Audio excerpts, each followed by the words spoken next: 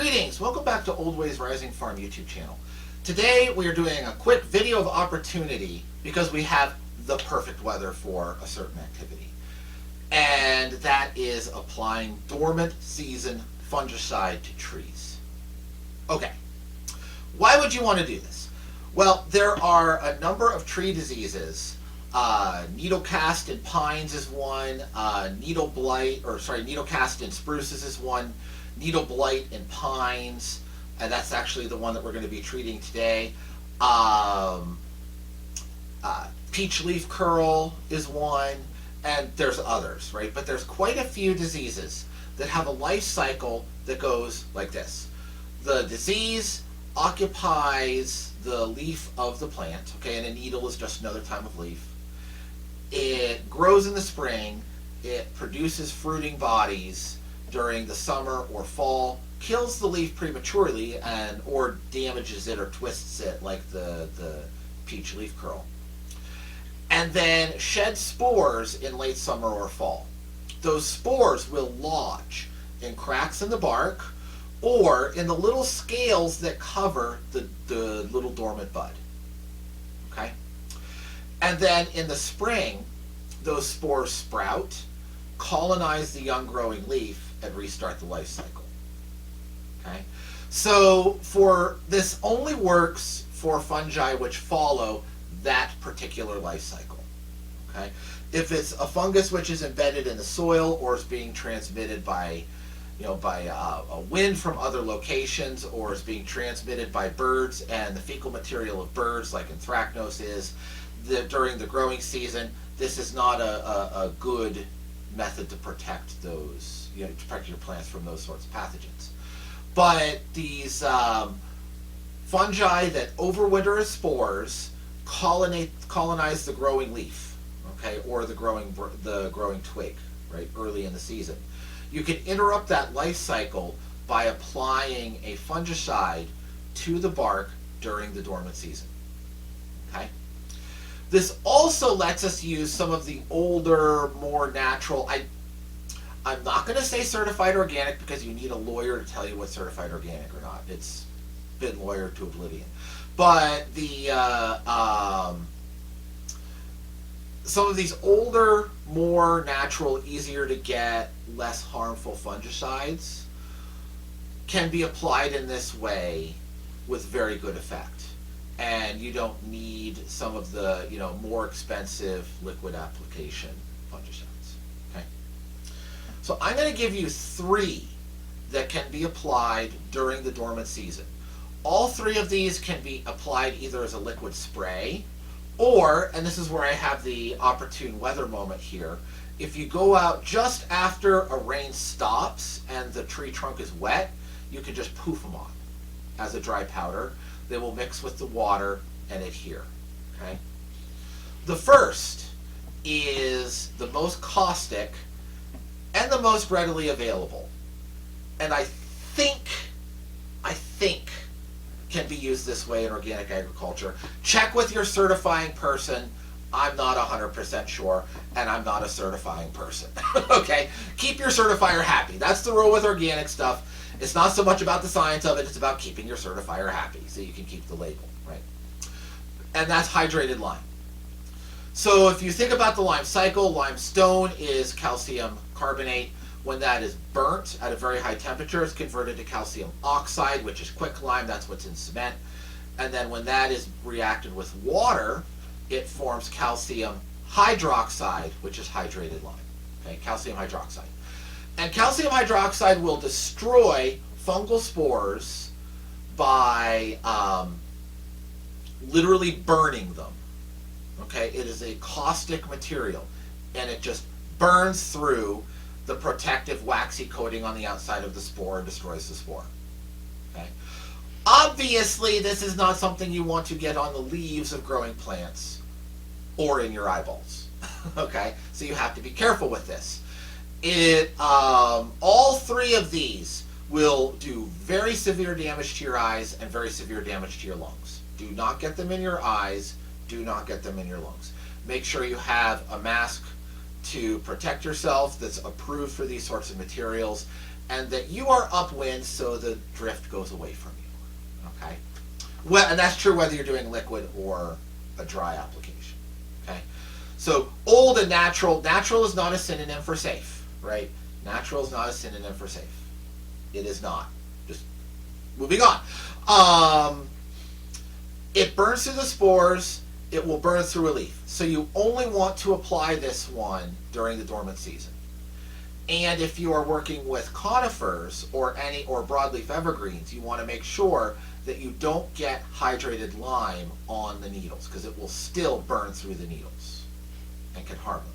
But it's safe to have it on the bark, okay? And it's safe to have it on the buds, as long as the buds are dormant and haven't started to sprout a leaf. Second is copper sulfate. Copper sulfate is the same stuff that's used for algae in ponds, and it's very good at destroying bacteria and fungi. Copper is very biostatic. It does not allow many things to grow on it. Okay? Again, don't get this one in your lungs. Very, very bad news. You'll be coughing for a week, even from a little bit of it. But very good one to use. It will destroy almost all fungi, and the copper sulfate is particularly effective, not so much on the spore itself, but the residue on the branch. As soon as the spore starts to germinate and try to find its way in and colonize the branch and affect the tree, those hyphae die as soon as they contact the copper sulfate. Okay? So this one, you're not destroying the spore itself, you're killing the hyphae as they try to germinate. Last caution on the copper sulfate, don't use this in a sheep pasture. Sheep are very sensitive to copper. You can't have copper in anything that you feed to a sheep. But copper poisoning in sheep is also common where sheep have been grazed in apple orchards. And the apple orchard, the trees were treated with copper sulfate in the dormant season. So don't do this in a sheep pasture, okay? I'm going to be treating an ornamental tree beside a compost pile. I'm not worried about it, okay? But I wouldn't do this to a tree that was in the pasture. I would use the first one we talked about or the third one we talked about, which is sulfur powder, okay? Sulfur powder, again, it is very similar to the copper sulfate, that in the sense that it's toxic to the fungal hyphae after they germinate. Okay, so the lime will nuke everything due to its caustic nature. The copper and the sulfur are specifically toxic to the hyphae when the hyphae absorb it after the spore has germinated. Okay, these can be used in combination with each other.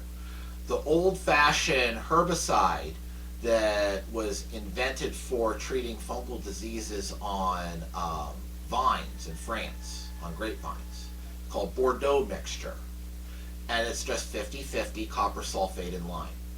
So you have the lime to burn the spores, and then the residual copper to kill any hyphae which you didn't get in the first lime treatment. And it also has the advantage of that lime, when it reacts with, when it's wet and then dries out and reacts with CO2 from the air, is converted back to limestone, calcium carbonate, and that will glue the copper to the bark. Okay, so you have the initial hit of that lime burning the spores, and then because the lime and the copper mix together, and the lime is going to do sort of a concrete thing on the tree bark in trace quantities. It's not going to hurt your tree bark. It will glue the copper there, so now you have like this permanent barrier to fungal growth. Okay? You cannot put lime or Bordeaux mixture on the needles of an evergreen tree or on the leaves of a broadleaf evergreen tree. You can put copper directly or sulfur directly onto the needles as long as you don't overdo it. Okay? So I have some copper sulfate that I bought in bulk. You can get it in little tubs, or you can just, there's not much to show, it's just a bulk bag of 1 pound of copper. A lot of places A lot of feed stores, a lot of stores that cater to like water gardens and people with ponds will weigh out copper sulfate from 50-pound sacks. That's much cheaper than buying a pre-bottled thing if you can find a place that does it. Okay, I have a place that does it in my hometown, and so I just have a little weighed out thing of this. I've got a very big bag of hydrated lime on my porch that I have been using for, measuring out of for doing the work with hides that I've done in other videos on the channel. So I'm going to go gather all my stuff together, get my poofer, and we're going to go poof a tree with some dormant fungicides. So here's our tree. This is a Scots pine, and it's suffering from a bit of a needle blight. And if you look here, you can see why. The tips of these needles are brown and they have little black specks on them. Okay, those little black specks are the sporangia. Now, these Scots pine, they usually don't die of this, but there's a clump down the road about half a mile from this location that has just been ripped apart by this disease. And last year, the second half of the year was, oh my gosh, it was a good year to be a fungus and a bad year to be anything else. Okay? So, this got a bad infestation, and we just want to help it out a little bit. We don't have to get rid of every last fungal spore because, by and large, these trees survive this disease pretty well, but we want to take down the spore load to give it a good fighting chance. Okay? So here, and I've got it's still actively dripping a little bit, I have my Bordeaux mixture in there, and I just did two teaspoons of the copper sulfate and 2 teaspoons of the hydrated lime. And I'm going to be very careful that I don't breathe any of this and just poof it on. All these branches. It's being a little gloppy because of the moisture. Okay. It's being a lot gloppy because of the moisture. And I'm going to go all around,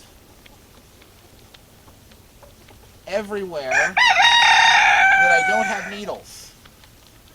Now this has the lime in it, so I'm not going to go up here to where there are a lot of needles. Okay? But we're going to get a good, there we go, now it's charged. We're going to get a good poofing.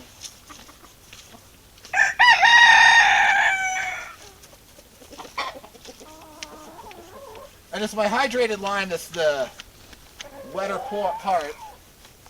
Just go all the way around. Okay? When I'm done with this, and when I've exhausted all of my stock, I'm going to come up and do the needles with some of the sulfur. Especially these low-lying ones. I may not go all the way up into the top of the tree, but I am going to get as much of the trunk as I can reach. So, there's some knowledge in picking the right ingredients, but the actual application is dead simple. And if you want to use a sprayer and mix this with water, you can do that just as well. So I hope this is useful to you, and this can apply to a lot of different dormant season trees and a lot of different fungal pathogens. Keep it in mind. It's something to look out for and something you can do to help your trees when you've had issues during the dormant season. So I'm going to get back to my tree and get a good coating of this stuff, and I'll see you next time here at Old Ways Rising Farm.